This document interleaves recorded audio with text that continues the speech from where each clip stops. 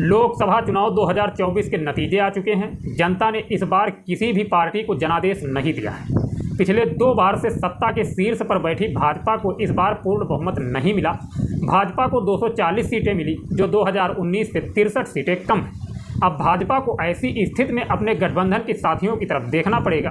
भाजपा कार्यालय के बाहर जब नरेंद्र मोदी भाषण देने के लिए आए तो वहां भी एनडीए की बधाई की बात लिखी हुई थी। एक बार फिर से क्षेत्रीय पार्टियां सत्ता के केंद्र में आ गई हैं। आज पीएम मोदी और गृह मंत्री अमित शाह दिल्ली में नीतीश कुमार से मिले। वहीं आंध्र प्रदेश से चंद्रबाबू नायडू भी दिल्ली पहुंचे। यह दोनों ही भाजपा और कांग्रेस के साथ सरकार में रह चुके हैं। नीतीश कुमार तो इंडिया गठबंधन बनाए जाने के सूत्रधार ही रहे।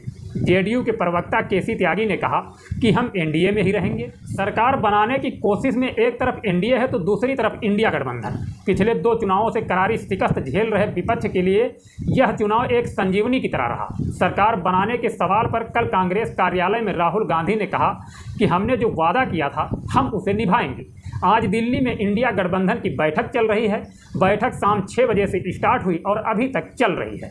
नीतीश कुमार और तेजस्वी यादव पटना से दिल्ली एक ही फ्लाइट से आए। उन दोनों नेताओं के बीच में क्या बात हुई ये खुलकर सामने आ जाएगा। अब किसकी सरकार बनेगी और कौन क्या चाहेगा ये धीरे धीरे सामने आता रहेगा। उद्धव गुट के नेता संजय राउत ने कहा कि एनडीए में कोई साथी नहीं है, केवल 3 बाबू, नीतीश बाबू, चंद्र बाबू और एक चिराग बाबू। देख लेंगे। जनता ने भाजपा से उसका बहुमत छीन लिया है और उसे 232 पर लाकर खड़ा कर दिया है। ऐसे में वह जोड़ तोड़ वाली सरकार बनाने की कोशिश करेंगे। अगर उनके पास बहुमत है तो उन्हें लेने दीजिए शपथ। लोकतंत्र है, ऐसा होता है। हमारा मनोरंजन होगा, हम क्यों अपने मनोरंजन को छोड़ें। प्रियंका गांधी ने लोकसभा चुनाव में बेहतर प्रदर्शन के बाद अपने भाई राहुल गांधी के नाम पत्र लिखकर कहा कि विपरीत परिस्थितियों में आप खड़े रहते हैं। आपकी बहन होने पर मुझे गर्व है। जदयू के नेता खालिद अनवर ने कहा कि हम राज्य के विकास के लिए लगे हुए हैं। जातिगत जनगणना के बाद सामने आई जातियों का विकास करना, उनके सामाजिक स्तर को ऊंचा उठाना, उनकी आर्थिक रूप से मदद करने के लिए हमें सेंट्रल के फंड्स की ज़रूरत पड़ती है। कि जितने ज़्यादा केंद्र सरकार की तरफ से हमें फंड मिलेंगे उतनी ही ज़्यादा लोगों की मदद कर पाएंगे।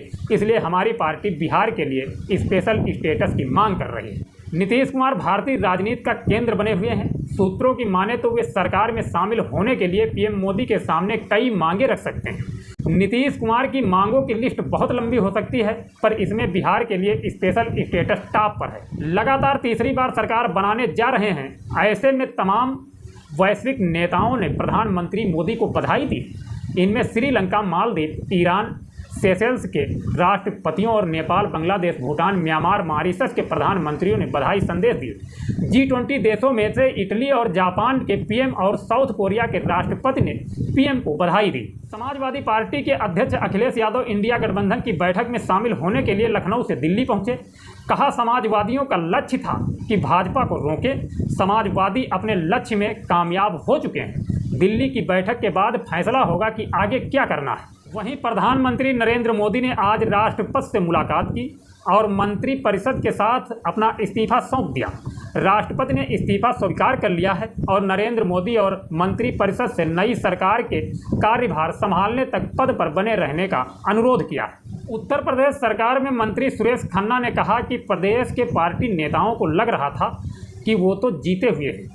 यही ओवर कॉन्फिडेंस हमें ले डूबा। इसी की वजह से हम इतनी कम संख्या में सीटों को जीत पाए। पीएम मोदी के तीसरी बार शपथ लेने की तारीख आ गई है। शुक्रवार यानी 7 जून को सांसदों की बैठक होगी। इसके बाद भोज होगा जिसकी मेजबानी राष्ट्रपति खुद करेंगी।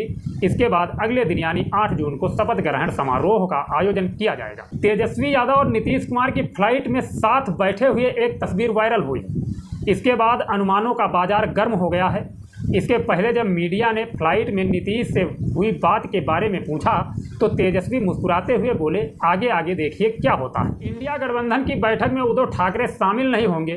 इस पर उद्धव या इंडिया गठबंधन के बाकी सदस्यों ने अभी तक तो कुछ नहीं कहा है। शिवसेना की टूट के बाद पहला चुनाव लड़ रहे उद्धव को इस चुनाव में कम सीटें मिली। गठबंधन सरकार बनाने को लेकर भाजपा को अब अपने एनडीए के साथियों की तरफ देखना पड़ रहा है। ऐसे में सूत्रों के अनुसार टीडीपी के चंद्रबाबू नायडू केंद्र में 3 मंत्री पद की मांग रखी, तो नीतीश कुमार भी इस दौड़ में शामिल है। अब आगे क्या होगा, किसकी सरकार बनेगी, ये बताने के लिए हम नेक्स्ट वीडियो में आपको मिलेंगे, आपको संपूर्ण जानकारी देंगे। तो इस वीडियो से हम लेंगे इजाज़त, मिलते हैं नेक्स्ट वीडियो में। जय हिंद, जय भारत।